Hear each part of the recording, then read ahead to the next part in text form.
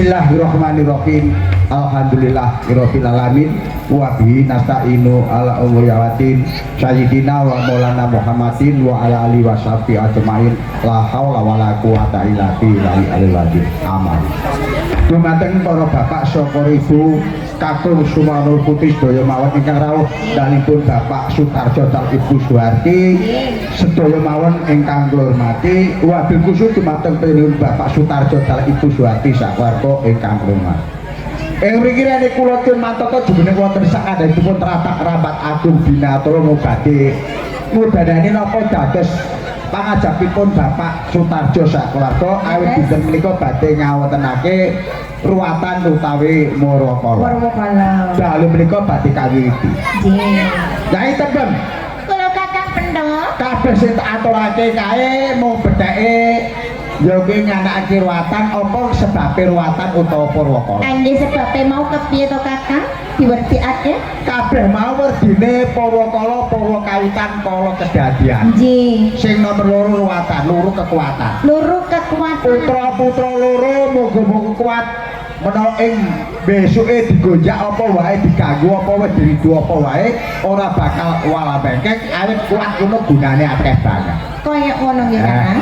Mula dinekai bebayan dongengake babagan ruwatan. Ruwatan ing dalem menika dipun milahi. Kocap kacarita jaman semono Nyai Tembem. Nggih Kakang Pendhok. Sing jenenge Bathara Kala kae tegese ora anake manusa. Nggih. Titik saka Gunung Sandil nalika semono judule arane Gembong Kamijaya. Titik saka Gunung Sandil barang ngamuk ana ing alas Setragondo lho Pak. Nggih. Ngamuke Gembong Kamijaya kae ora ana padha wani nyekel. Ning salah sajine wong loro sing wani nyekel ora ali pentol karo Tembem ya kowe karo aku. Nggih Kakang. Saya tak cekel dheweke ngamuk ora tak denake Gembong Kamijaya. Lajeng Nek pancen kowe sing tumindakmu kaya ngono Gembong Kamijaya tak kira besok lakon badir jane zaman. Anak putune bapak dan ibu kowe kaya kaya bontok ora padha tetep. Dina iki kowe rene kalah karo aku kudu anut karo aku. banjur Gembong Kamijaya semono ki tak jenengake Raden Bathara Kala. Raden Bathara Kala. Bathara Kala gelem dijenengi Bathara Kala ning dheweke duwe bebono duwe payu. Duwe panyuwunan lah, panyuwunane kuwi apa kabeh Kakang? Payune semono kae Nyai Tembem ora liya sing dimangsa rina bengi-bengi rina. Ora liya titise bapak adab ibu wa manusa-manusa kae. Menungso kae lah, wong menungso kok dipangan ki lak yo ora becik to. Lak ya mokal ta. Nggih. Ning semono kae pentul karo tepet ora bakal kabutan. Apa kang dadi panyune Bathara Kala semono kae dituruti. Dadi dituruti. Dituruti ning diakal diatur sing supaya kabeh-kabeh ora diganggu dipaksa dening Bathara Kala. Ala carane kuwi kepiye Kakang? Sing sipal gratine dheweke semono kae diparingi rolas satae dibagi rong perangan. Dibagi rong perangan piro karo piro Kakang? Siji cacahe 5 manggon pasaran, 5 sing terus. loro manggon ana ing 7 manggon dina. Oh kaya ngono. Ringkesane dinten 7 pekenan gasa. Dinten 7 pekenan bangsa. Lah menika ajeng diwerdikake.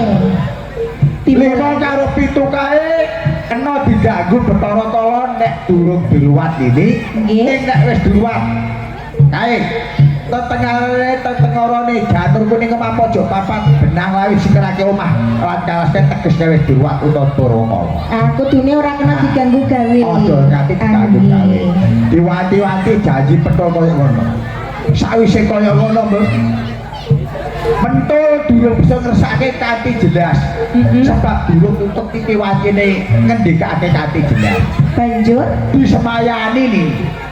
Besok tutup titi wancine jam dina sasi lan taun bakal tak wedharake siji nganti kemengare ro. kaya ngono. Sing baku Bathara Kala ke bali nang papanmu meneh. Entenono tunggonono. Taun ana windanane nek nganti ana nandhang seketa rolas sing tak aturake diundrat kena ganggu nek wis diluwat aja bisa jalan. Wis ora kena diganggu gawe. Wis tak wanti-wanti. Nggih. Dheweke bali ning kono.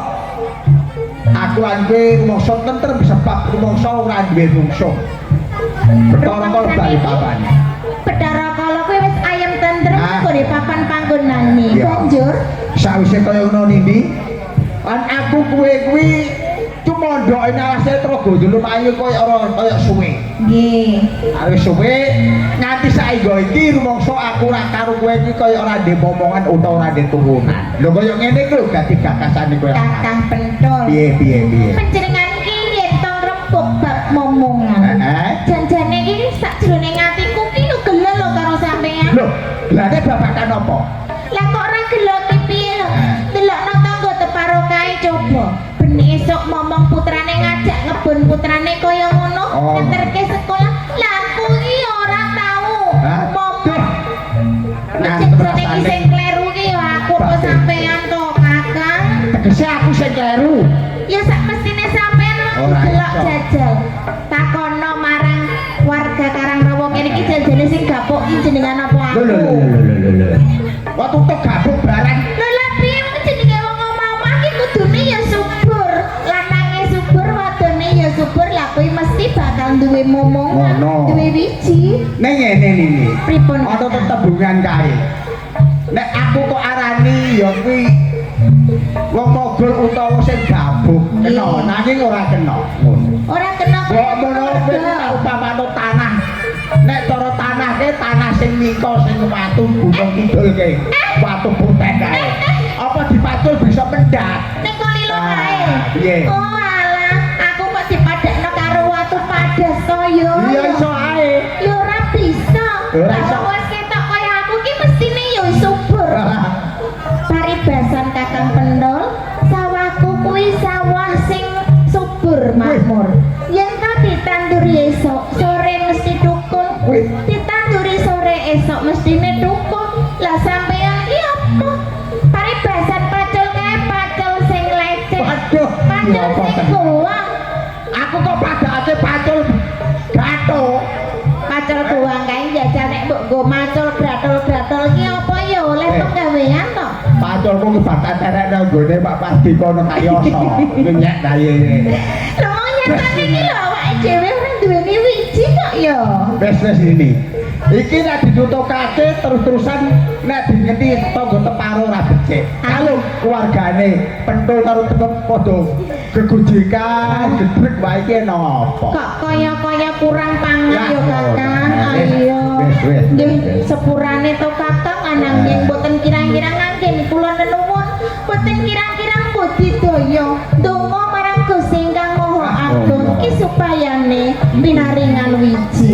Nggih muga-muga kemawon sak mangkene panjenengan kalian kula pinaringan wiji nggih Kakang. Amin. Kaya ngono tak pikir ini. Nggih. Nek lagi gawe ngene dilakoni kok mesti diloro kita duwe turunan lan ana wong memaringi anak lan apa sapa ngerti.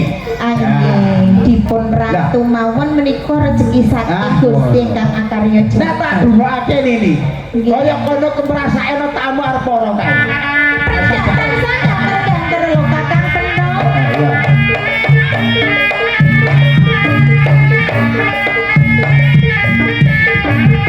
Assalamualaikum.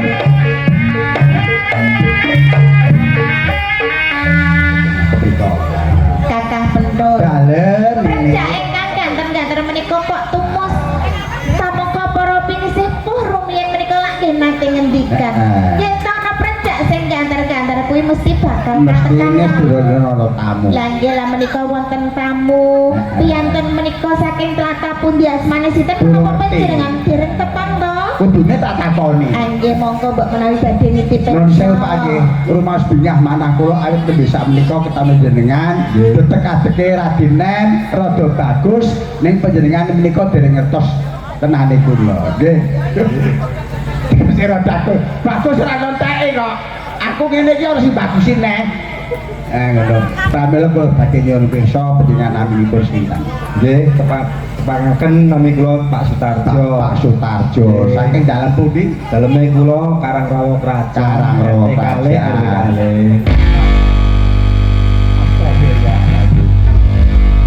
Bapak Sutarjo saka Desa Karangrawa Krajan. Karaya ora undale pentul kali tembung wonten damelipun napa, Pak? Damelipun napa? Nggih, dipun Lajeng nyuwun tulungan Badhe nyuwun tulung. Sengkala putrane kula. yen ducal sengkalane putrane jenengan. Putranipun pinten Pak Sutarjo? Kalih Kalih. Jaler-jaler napa estri-estri, Pak? jaler-jaler. Jaler-jaler. Nggih. Mi tebeng Bapak Sutarjo rawuh ngene betheke jaluk tulung kelan aku kon mbak sukertane putrane loro lanang-lanang. Nek ngono dheweke jebul ngerti jebule. Menika lanjut yang Jawi menika lak nggih kedah nuruti adat Jawi sampun tepang kalian Kakang Pendol kalian iki tembem lak ngoten to Bapak. Nggih. Isaos dulu panyun pengajap dengan kota Tampi sekalian kali nyai tembem sedaya kalau gumantung kali Gusti Allah kanthi lantaran ruwatan ngeten Pak. Insyaallah sedaya sampun budidaya nyuwun dhateng pangsane Gusti Allah Subhanahu wa taala kanthi lantaran ruwatan kasunyeten insyaallah sedaya mawon menawi sampun nggih menika budidaya lan usaha insyaallah kathahipun slametipun. Nggih. Nah sampun ngaten putra panjenengan kekalih sampun dadi tanggungane kula bebawi anak kula sak antawis wedal badhe kluruat kusone dadi pasun Gusti Allah Subhanahu wa taala rampung ate ruwatan mangke panjenengan kula aturi rawuh dalem kula malih keranten wonten rebak ingkang badhe aturaken dhateng panjenengan malih. Nggih sampun cekap menawi griya wonten pakaryan kula aturi kondur monggo.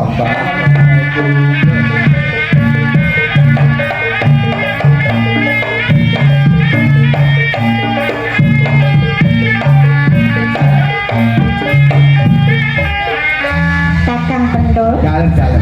rezeki ingkang boten kanyono-nyono panjenengan kalian kula kala wau rak ngrembug bab putra Nah. bab wiji Iya. sakmenika rawuhipun Bapak sinten Bapak Sutarjo. Bapak Sutarjo Ibu menika Sumarti. badhe nitipaken putra kekalih kapurih dipun ruwat. Anggih Kakang Pendol. Amargi panjenengan kalian kula menika gadahi kewajiban ngruwat bocah kekalih ingkang nandhang Sukerta uger-uger lawang. Anggih disumanggaaken Kakang Pendol. Nek wis kaya ngono ni sebab aku abot nanggung yo resikune putrane Bapak Sutarjo Sakwan. Nggih leres. Mudah iki kowe karo aku kudu budidaya nyelamur demi nyelamur laku. Selamur laku gantos jejuluk ateges ngoten. Bebasan golek iwak aja nanti butek banyu ning kena iwake nganggo cara. Anggih caranipun.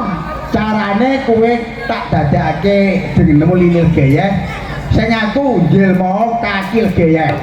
Kaki legeye dalah kula sakmenika niki legeye.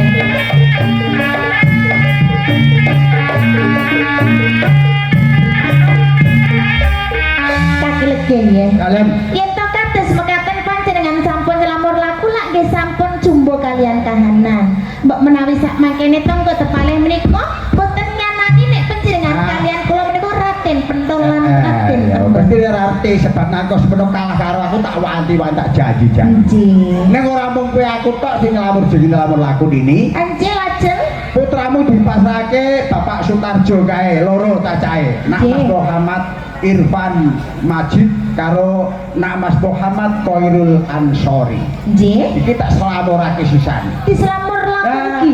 Sing berarti tenane bocah loro kae jengene. Nggih. Sing gede mau Nak Mas Muhammad Irfan Majid tak dingae Joko Dilaku. Joko Dilagur. Sing ragil sing cilik Nak Mas Muhammad Khairul Ansori tak jenengake Kaki Dilagur. Joko Dilagur ugi Kaki Dilagur.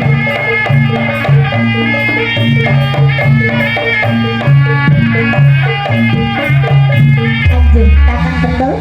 Kanthi ridhone Gusti ingkang Maha Agung, mugi-mugi sak mangkene Joko Dilagur lan Kaki Dilagur menika kalih saking sambikala. Amin amin Nggih. ya. Kanjeng pangajap koyo ngono nini. Nggih, katilih bocah ya. kaya rada ketek ciri dadi bocah sing ya kuwi saleh lan saleh. Amin. Beda kaya ngene nini. Nggih. Putramu si Joko Dilagur Kaki Dilagur kena sekok sawan kaya rade dulur. Nek jebul ke di dulur tuwa papat mojo. Dulur tua papat limo pancer. Heeh. Menika arupi menapa to? Mbah rupa apa wae sing baku tak tekarone wujude kaya apa wae sing baku bisa ngomong tak takon. Oh saged tata jalma. Ayo saiki bebarengan. Nggih. Nyuwun karo Gusti Allah Subhanahu wa taala blatong kulon parane nyuwun Nggih. Gusti Allah sing supaya judule bisa ngrumati sedulur anom si Joko Drakur Kados Ayo. mekaten sumanggaaken Bebarengan nggih. mantep madep marang pasane Gusti Allah Subhanahu wa taala blatong kulon parane. Bismillahirrahmanirrahim. Sedakep semono koto mandeng puncuke grondong lan bapak anoso. Napas lupus lir kados cekemah abal kaping 3 nekake dulure Joko Drakur kaki jakur. Amarah alwama Supia mumainah judul teko ya yo.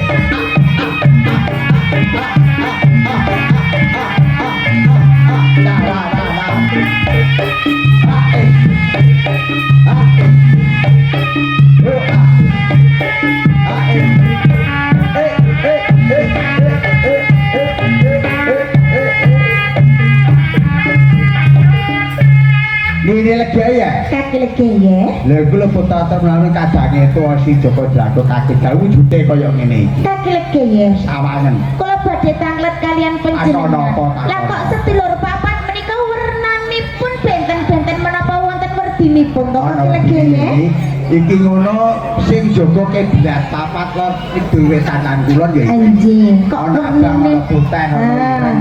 ana kuning. Ah. Menika ingkang putih. Ya. Arane sinten? Arane kae Mumainah. Supia. Supia putih. Supia. Lah kok warnane putih sing Ah. jenenge Supia menika werdine menapa to? Werdine dhewene rumangsa dhewene seneng ya kuwi dedunyan. Dedoyan yen to abang berani. Amarah. Amarah. Oh alah pasuryane tansah medeni gegirisi kaya Pancen ngono kae, lho. nek wong sajake kudu mangar-mar kudu nesu ketiban Oh. kelebon sedulure tuwa amarah. Amarah kuwi sing marahi awake dhewe iki kudu Manggone kuping nalika semono. Oh kados mekaten menika ingkang cemeng Iki arane. alwamah manggone ning cangkem. Oh, Nek kados. mangan ning sebodak entek. Oh alah layakne lah kok cangkeme padha apa kuwi lho. Oh dadi sing tukang entekno sego soto mau. Ngentekno beras iki. Lah. Bakal entek. Layak kanca-kancane ora man sego soto lah wong dientekno aluamah lho. Iki iku alwamah iki Mumainah. Mutmainah menika kok warnane kuning. Iki sing seneng ya kuwi dhewene seneng tetulung karo wong padha padane. Oh tetulung. Bapak ngene mulane Kados mekaten. ngeningake cipta ngeningake rasa. Lah kok paseryane kados mekaten napa saged tata jalma kaki legi ya? Bukti lan nyatane mengko tak takonane. Soten. Bungokno. Nggih. Yen amarah lu ama Supia lan Mumainah. Sakwise kowe tak tekano ning kene mesti kabeh-kabeh sing deleng rupamu padha kaget sebab rupamu kuwi elek banget. Ning senajan to elek banget yer nek pancen kowe ya kuwi katuranggan gegedo apik yo ora dadi elek. Najan elek ning gegedone apik. Dina iki arep takon.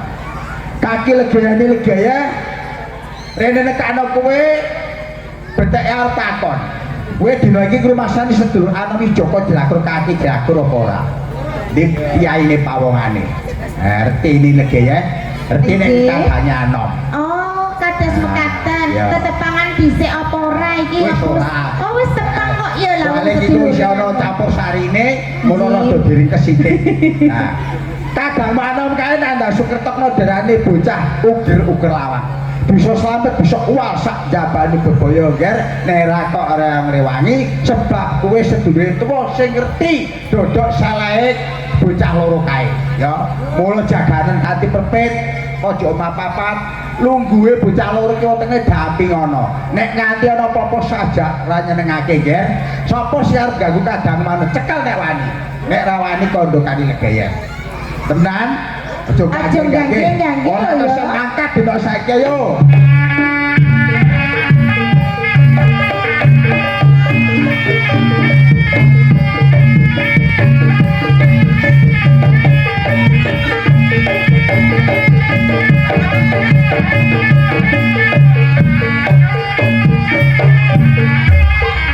Wes tumindak di dhewe. Anggih. Tanggung jawab di dhewe. Tanggung jawab temenanan pokoknya. Wes nek kaya ngene iki, Nggih, kaki lagi ya. nek kaya ngene iki tak kira ora bakal iso nyukupi keluargamu ini aja dibandingno wingi-wingi. Wingi ngono ora duwe anak. Nggih. Lah iki dipasrahi karo Bapak Sutarjo di anak loro. Lajeng Ah, sing supaya bisa nyukupi sedinane samu barang sing dijaluk bisa nuruti. panjenengan menika badhe budidaya Ah. golek mangan golek rezeki. Ah. Anjing. Nek sadurunge aku mangkat nini, Pripun kaki lagi ya? mau betek aku arep takon. Sebab sababe apa bocah loro kok dikalungi janur kuning karo bapak. Lah menika kula nggih badhe tanglet kalian Ah. panjenengan lho. Nek kowe durung ngerti tenane janur kuning dikalungake ana jagane. Nggih. Mong pinaka kanggo syarat-syarat sesaji. Nggih. Janur kuning ngeningake cepeng ningake rasa. Janur kuning, janur nur cahya asal elek dadi bagus urana. Kados mekaten. Mula dina iki wis ana paribasane demit ora dolim, setan ora bakal doyan, ana sejarah bakal tumomo sebab bocah kae dikalungi janur kuning. Sampun kinalungan janur kuning wonten janggane menika. Anjing. Nek kaya ngene iki, sak dunya aku mangkat. Wong kowe iki wong wedok, aku mesti sik melang-melang sik kuwatir. Wonten menapa malih panjenengan kok ya marai aku kaget lho. Nek aku ana ing paran kowe ning omah dhewe karo putra-putramu papat kae tak kira aku ki mokso sik kuwatir. Nek aku arep pesen karo kowe niki. Pesen menapa Nah. menika? Mbok menawa ing kene mengko ana apa-apa sajarane nengake. Nek kowe kepengin ngundang kaki lenggeh ngundang aku, Nggih. dicekel mah ambal kaping 3 sawetara jabekan. Karo jawab kaki lenggeh nilih gaya. Kowe jenak kaki enak nyambut gawe ning paran. Kowe tak aturi bali sebab ning omah ana bebaya aku bakal krasa. Kados mekaten. Anjing wis tak akan dawuh panjenengan lho kaki legi ya. Tenan ya. Nggih, estu. Dieling. Kula bakal menika Rumah jadi tono. keselamatan bocah sak keluarga menika. Wayah mangan wae mangan. Lunjing Nek ta. dalem samu-samoni. Nah, Menika wis. panjenengan ampun kuwatir. Nek kaya ngono. Anggenipun golek rezeki wonten Kutaraja mugi-mugi enggal wangsul pikantuk rezeki ingkang Wis kathah. padha wae dongamu Pak Pangestu. Nggih. Kejo ngantek saka wetan ngopo. Nggih, semoga berkah ya. Assalamualaikum.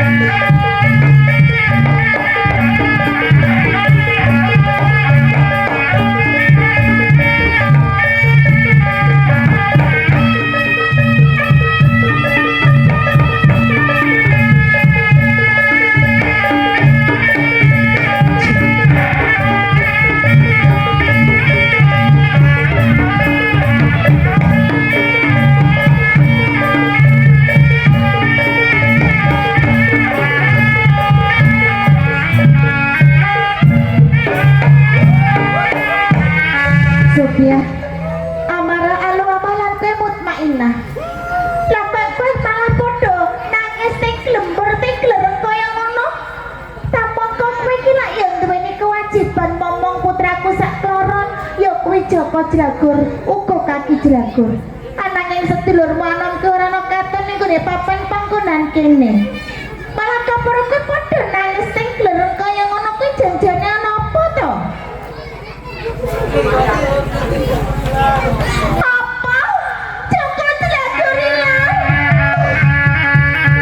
Gusti kang moho aku. Kok ana keturunan sing kaya ngene iki? Sampai amarang alu amalan kuwi mutmainah. Gampang temen gampang banget anggonmu matur yen to putraku saklara dina iki lho. Pamongko kowe ra iso kelingan. Yen to kuwi duweni kewajiban jaga keselamatan putraku saklara. Nalika semono kowe janji marang kakilike yen to kuwi sanggup jaga keselamatan putraku saklara. Ananging ngopo kasunyatan sing kaya mengkene iki kabeh aturmu sing mengkono kae ora ana kasunyatane babar blas dulur papat kowe kabeh padha gawe kuciwane nini legi pamongko kowe padha mangerteni yen to Joko Jragur uga Kaki Jragur kuwi putra sing tak domo-domo putra sing tak atu-atu tekane. Kowe kabeh uga padha mangerteni yen to Joko Jragur uga Kaki Jragur kuwi putra titipan. Yen to mengko wong tuane tindak ana papan panggonan kene lan kepengin mangerteni putrane. Banjur aku kudu wong selan sing gedhe sedulur papat. Ananging kahanan sing kaya mengkene iki ngelingake marang paulinge Kakilegaya rikala semono. Kakilegaya sadurunge tindak ning Kutaraja kae. Marang pauling marang aku yen to ana bebaya. Lan aku kelawan kowe sedulur papat ora bisa muntasi. Aku kudu nimbali asmane Kakilegaya kaping 3 uga ngejuk lemah kaping 3. Tak kira kahanan sing kaya ngene iki sing dikarepake Kakilegaya sedulur papat. Mula sepya marah alu amah lan kowe mutmainah. Nini Legaya njaluk pitulungan marang kowe. Ditunggu marang Gusti ingkang ngakarya jagat. Muga-muga sedulurmu anom kuwi bisa bali maneh kanthi tekane Kakilegaya. Kakilegaya enggal-enggal kondur Kakilegaya. Assalamualaikum Nini. Waalaikumsalam. Grebengmu aku ning burinan. Lho larang buri kok dikancing kaya ngono iki kuwatir ana nyapa to? Ate Kakilegaya. tak toto-toto pintune ora dinyakno ngalo iki. Kakilegaya. Ning apa? Kula menika badhe matur nanging sadèrènge kula matur nyuwun agung ing pangapunten Kakilegaya. Matur apa coba. Mbok menawi sak mangkene atur kula mangken dados kuciwaning jenengan. Heeh. Panjenengan menika lak sampun masrahaken kesehamatane putra kekalih Joko Jragur ugi. Joko Kaki Jragur. bener. Ananging Terus dinten menika putra kekalih Anes Kakilegaya. Anis kaya papan kene. Ya.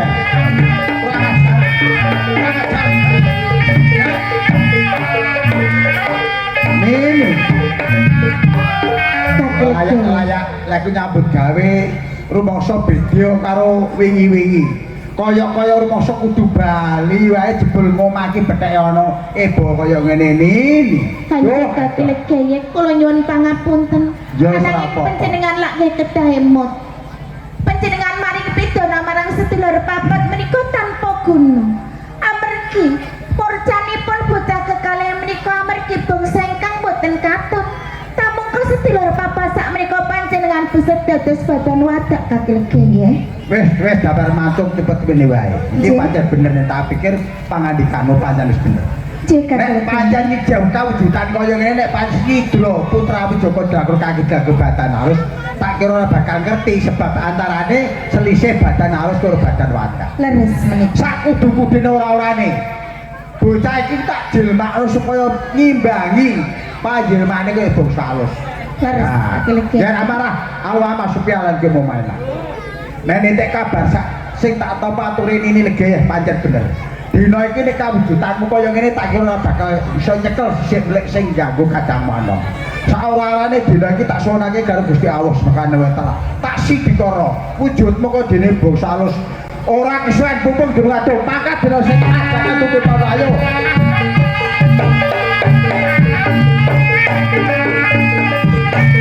Kali bae belum ketemu sekali. Ayo ini ayo tak dijauh Subhanahu wa taala. Sing semua bisa ketemu kali kaki waras. Jaga kelekeng. Loh,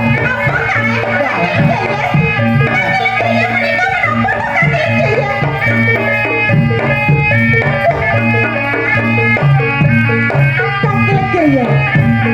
Kewan kejujuran ke kiri si meniko sak sapunipun lalane panjenengan kekelak Pak lumpuk kados mekaten janjane meniko kewan menapa kakek Ini saora-orane ini pancen aku ngerti tenane pengapesane kewan ngene iki sadurunge lawakane gorokane. Oh kados mekaten. Nek menawa pancen iki sing nalika semana perang karo aku ana Asita Gondol Mayu ketak cekel gorokane lupuh dayane pengapesane. Pancen cocok. Nggih kakek. Ora marah halu ama supia lan kemu mainan. Nek nitik kowe tak kongkon golek kadang ana ora bisa, malah bali munggo gambar. Kewan sing gedhe niku aturake karo aku. Pancen iki nggih. Nek pancen iki bocah bisa metu kanthi slamet. Saurane gua garbani kewan iki rebonono. Ayo rebonono supaya metu.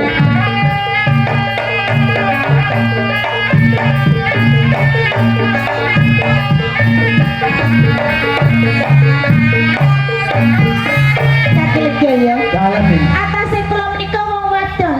Yen to kula ngadepi kewan ingkang gegirisi kados mekaten kula wedi to kakek. Nggih. Nek wedi saka karepmu terus piye? Kula tak wonten pepungkuran, Oh, kula iya. tak ndedonga. Mugi-mugi panjenengan menika saged nemokake jog ojragor lan kaki jragor. Nyuwun pangetune nini. Nggih, kula nyuwun pamit kakek nggih.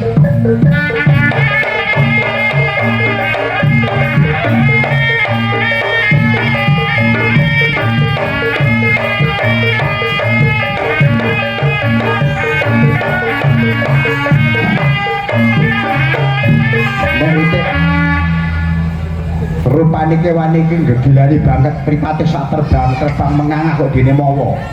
Ambane cangkeme sak sumbung-sumbur untune rang-rang kok dilinggis wulune gimbal. Najan napa kewan.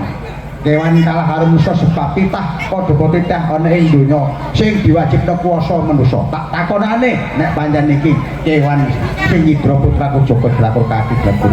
Bismillahirrahmanirrahim. Tejo tejane suleksana kang karengaton. Wis ana anggon mergo satwa sak isore pereng sak dhuwur pereng. Ganjel kaya dirikil malang kaya dinondo. Nek pancen kowe tedak kesemor mesti mati buri saka dipinangkanmu.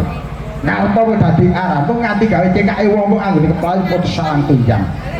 Dina iki nek pancen kowe dijeneng-jenengmu saka nek kekarepan apa nek duwe papan gunung di papan gunung. Rene dina iki kepethuk karo aku, kudune jawab kadujur. Ayo jawab kadujur ki sana. Ora keparah kowe.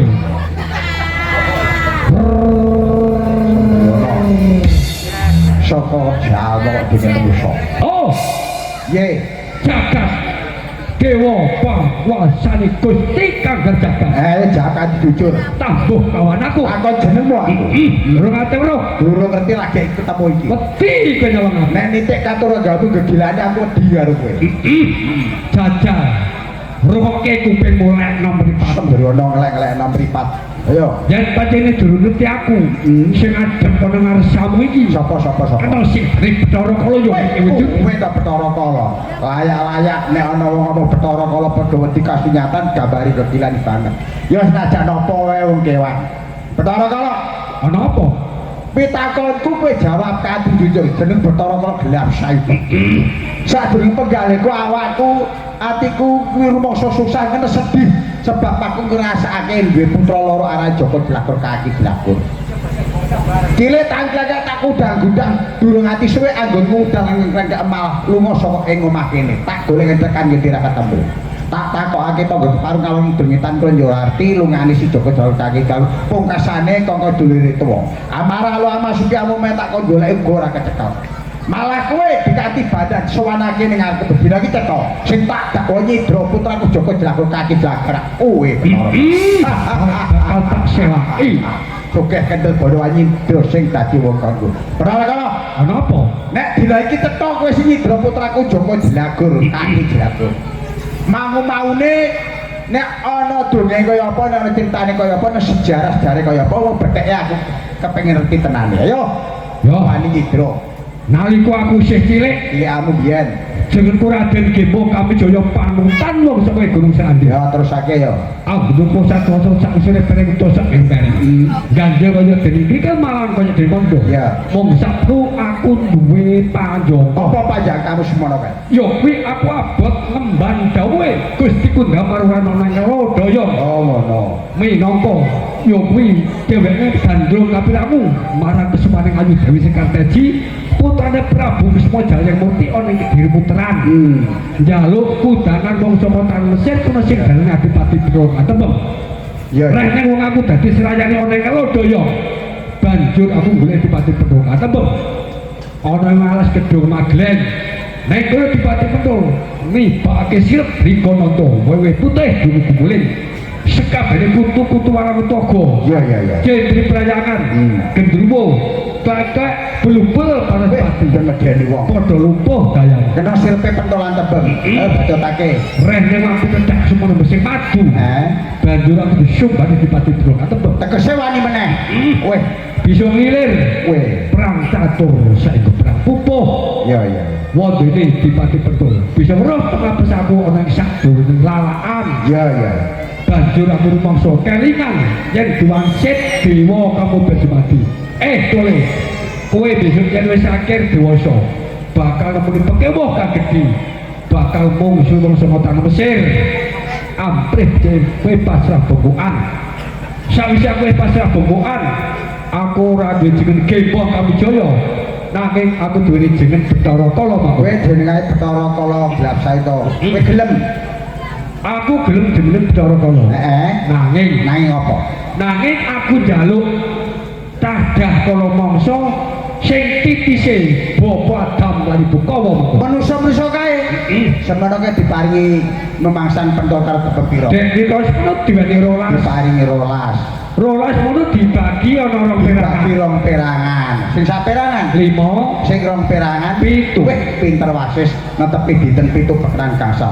Bathara Kala Ana apa? Rene ing ngarep kowe ngandhakake. Semono kae diparing pemasan betul karo dewe cacahe 12 dibagi 5 karo 7, sing 5 manggon pasaran, sing 7 manggon dina. Rene tutuk dina iki titi wae jam dina taunan sasi.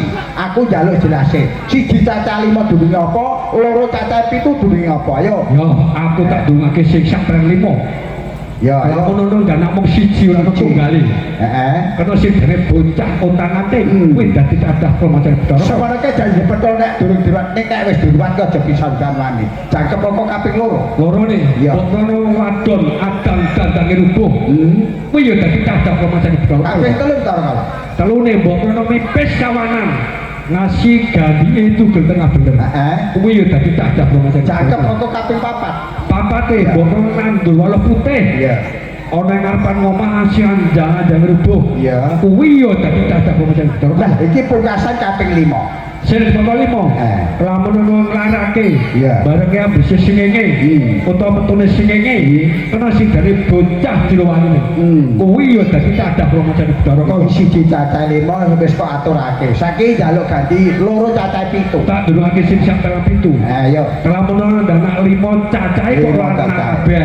Kena sing dari Pandhawa 5. Pandhawa 5. Kuwi wajib dibuat segalan. Semono kae uga nek kowe eling janjine pentul nek durung diruat ning nek wis diruat kok aja bisa jalan loro. Loro nih, mbokno ndak anak 5 wedok kabeh. Iya.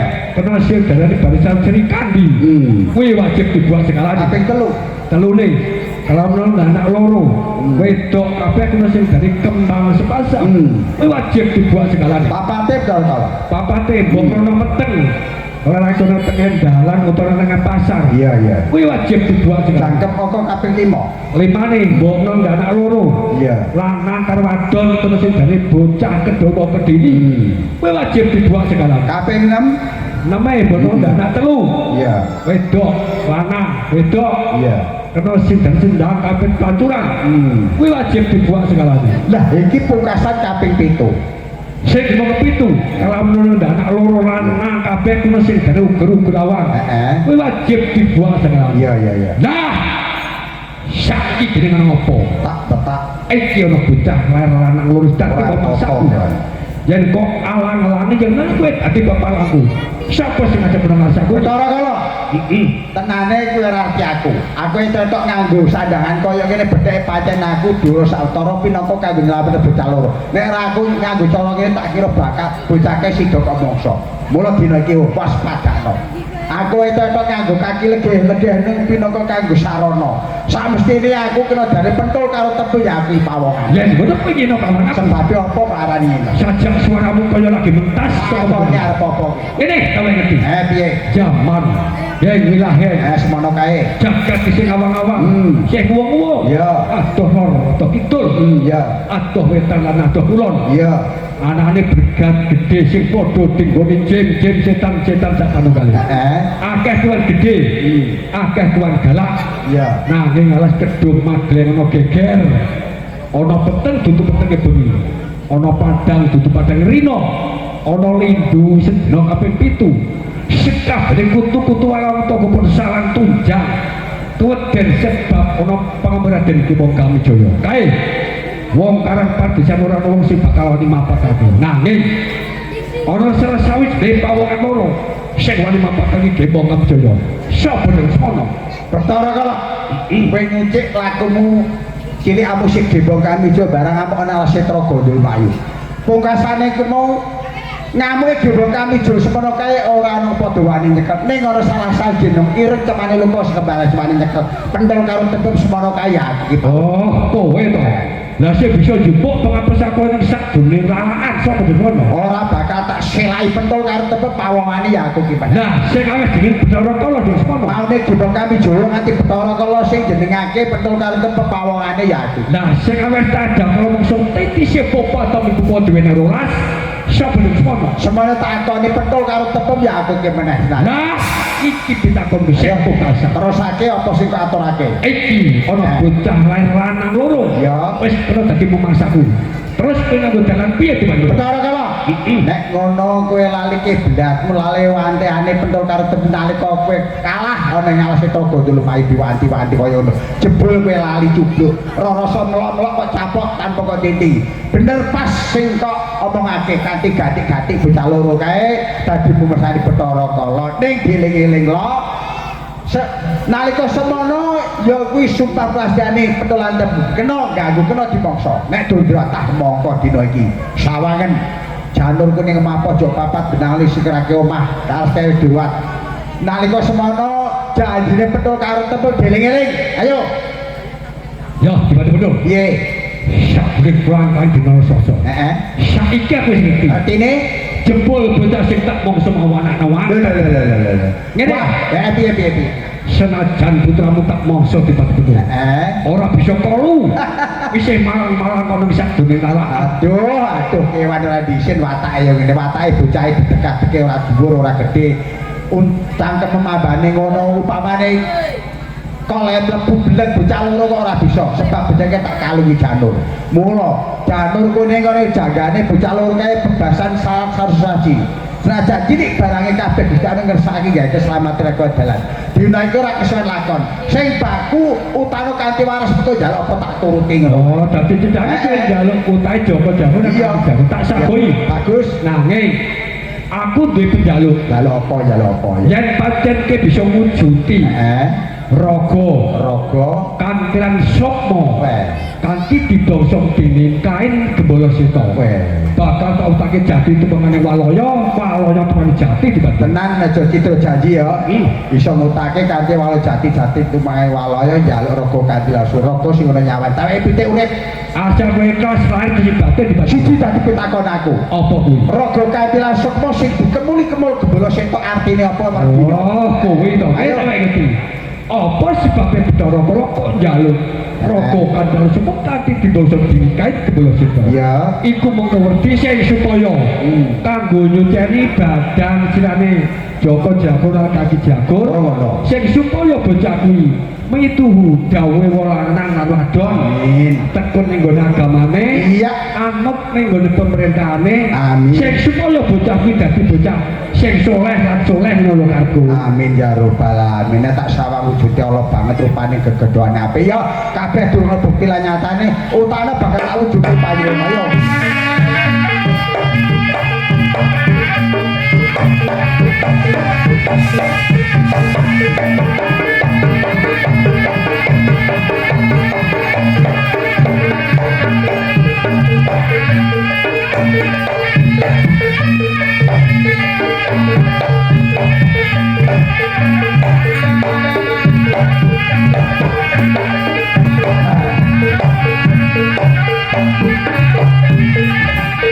Ya syukur kaki jagur ki ya wala. Ini legayemu ning endi? Masak ya ini iki ora mateng-mateng iki ambune mak gosong lho. Goreng apa ki mau walah. Iki lho putra-putramu yo. Legenya. Alah. Kita kan mambu ki goreng apa ki mau? Ambune gosong. Lah panjenengan ki lho nimbali aku wong gek ning gone pepukuran. Tak teko goreng wajan. Lho nggih mesti ning goreng wajan. Kaki Iki legenya. lho putramu kanthi waras walah. Panjenengan sampun nemokke Joko Jagur kaliyan Kaki Jagur sakmenika. Iya. Oh nggih matur suwun sangat. Wes kene. Gusti ingkang akan ya Kene tidak jangka aku durung rampung anggonku duwe janji karo Bathara Kala. Nggih, semoga. Wis bisa jangka pirang kali Bathara Kala ayo.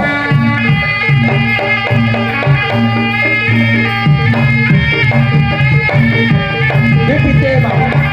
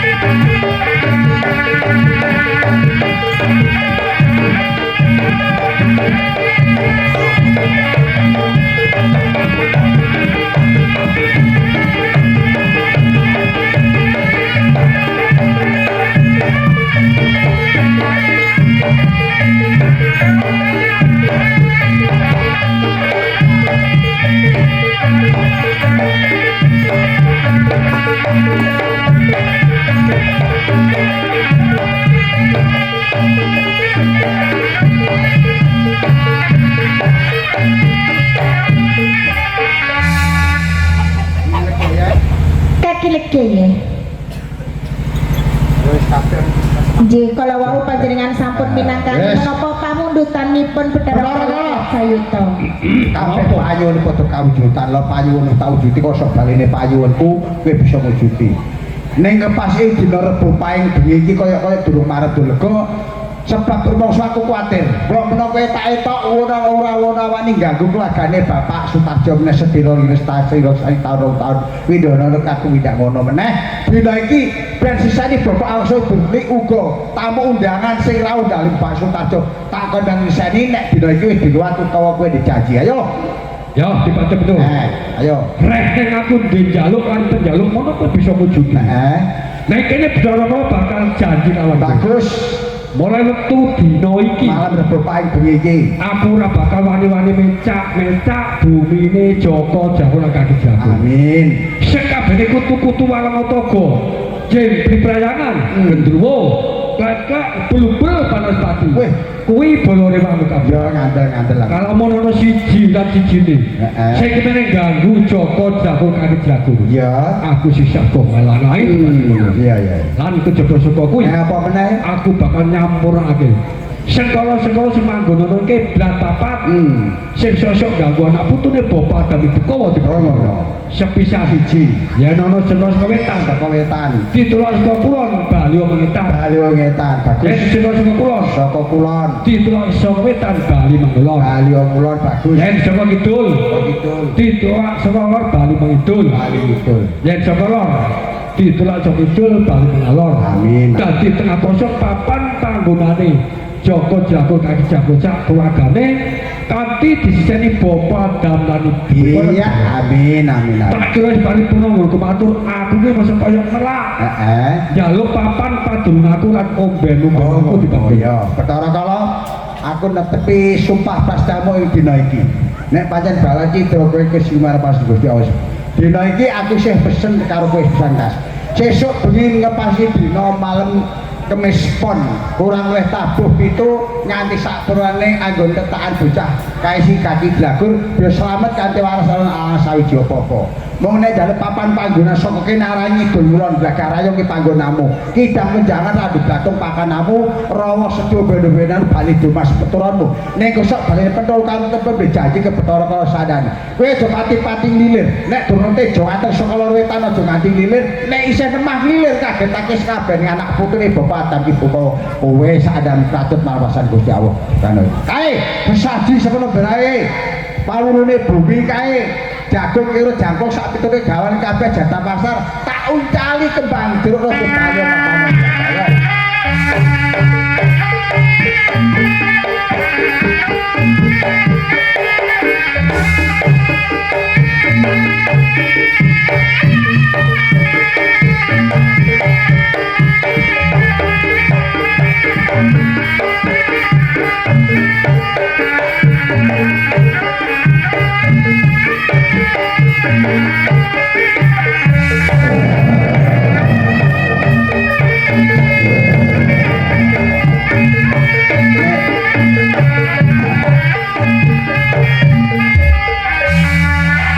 Nggih kaki legi nggih. Bocah sak kloron sak menika lak nggih sampun selamat saking Tambikala. Wah, upamane kecekel Bapak Sutarjo. Kowe diuntut karo Sulisi ra. Nggih, polisi.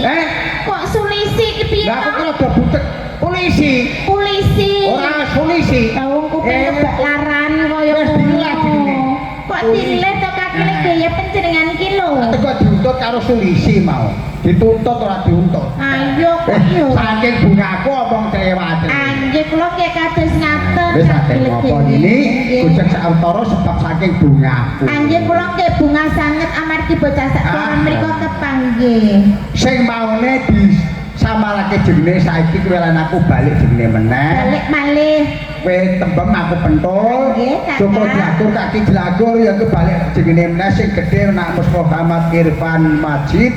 Sing ragil cilik mau nak Mas Muhammad Khairul Ansori. Anggih Tekes ora gatek ciri wis diluat dua sentalane dadi bocah sing saleh lan saleh. Amin. Rene dina iki aku ya kuwi netepi gawe ya ki Bapak Sutarjo. Bapak Sutarjo. Kudune Bapak Sutarjo tak urani. Monggo Pak Sutarjo. Ngajak sama Kakak. Assalamualaikum. Waalaikumsalam.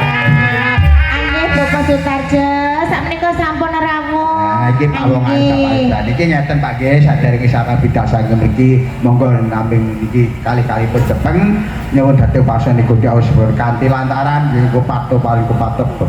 Bismillahirrahmanirrahim. Kupat lepet lan kupat pinaka kanggo lantarane ya kuwi sengkalane Bapak Sutarjo sampurna ilang saka ing bengi iki kanthi nyuwun ridha Allah Subhanahu wa taala kanthi lantaran kupat lepet seseri Bapak Abdul Budi. Allahu Akbar. Allahu Akbar. Allahu Akbar.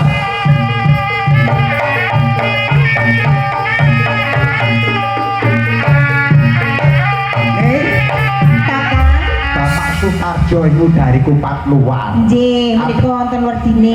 Werdine ateges luar wis lukar, ora ana alang sawiji apa-apa. Nggih. Dadi keluarga sakinah wa mawaddah rahmah. Amin. Lah iki putrane diparingake iki. Nggih menika Bapak, menika sampun dipun ruwat. Nggih menika kula wangsulake kalian panjenengan mbok menawi badhe dipun kula wentah piyambak.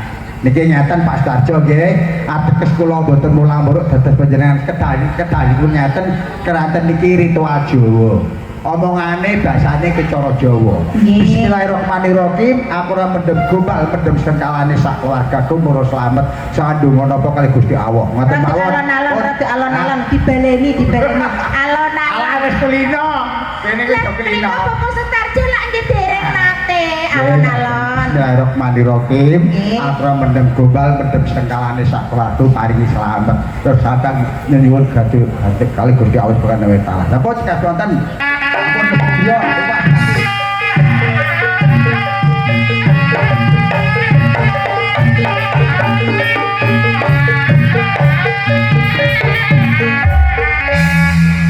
Di syaratnya mau disyaratnya mau. Dok ngarep. Di Pak. Beras kuningnya. Ya, gedenya Mas Yanto. Ya, iki kabeh Mas. Beras kuning kok. Nah, godhong-godhongan dan iki. Nggih. Niku aku tak goleki. Mbek goleki ning ngendi iki? Lho tak goleki lho nggih mbore kok ora. Alah, wong goleki kok ning omah mlono. Wong nggone Pak Tarjo. Anjing menika diwerdikake Ya, menika bener. tembor sak isine menika wonten beras kuning kembang setaman Ah. wajib.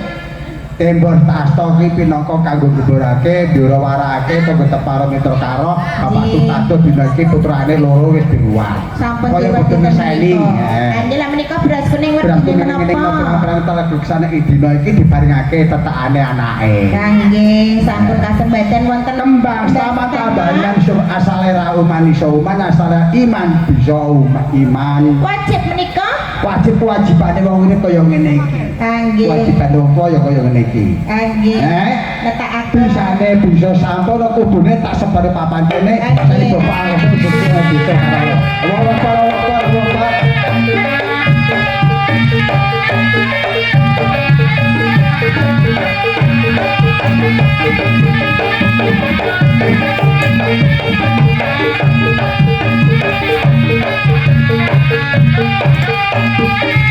Kakang Gendong. Niki wonten godhong-godhongan, Godhong telurane nini. Nggih. Godhong alang-alang godhong apa-apa godhong. Godhong keluwe menika werdine menapa? Siji godhong alang-alang ora alang sawiji apa-apa lek dikae Bapak Sutarjo. Amin. Godhong apa-apa ana sejarah bakal temu ora dadi gopo-gopo. Amin godhong keluwe. Godhong kowe ana lebih sabare watan iki lek nyambut gawe lek bebrahan Pak Sutarjo saknoko samu barange sepisah diparing gangsane nyambut gawe loro Amin. dadi rezeki sing akeh barokah. Luweh-luweh lebih. Luweh-luweh ora pati lah. Kaya sasmitane godhong Bisane keluwe. sampurna Sampurna. kudu ngerti baru papan sing Bapak Allah Akbar. Allah Akbar. Allah Akbar. Kakang Pendol, panjenengan kok tetep pasuk kalian tetep menika mengko werdi menapa to? Iki sing taso iki syarat sarana pungkasan iki pasuk tetep Pasuk kekep menika ditutupi. pasoan jangkep. Nggih. Jangkepe wong Jawa ya kaya ngene iki. Nggih. Kurang siji kurang ruwatan tok nek wong Jawa jangkep kurang. Kurang. Nek wis pas ane jangkep diringkes dadi kendil cilik ana tutupe. Wonten kendil. Kendil Lah kok ditutupi? Ditutupi kok ordine wong urip ning alam donya nek duwe kajat niate ora sah ditutupi tegese ora disinggang-singgung. Lah luwih becike. Pati ngebot-ngeboti awake dhewe. Luwih becike. Kudune dibanting papan kene apa kedadane masuk ke kepi. Semua Saya orang. bapak ngoso Gusti Allah Akbar. Allah Akbar. Allah.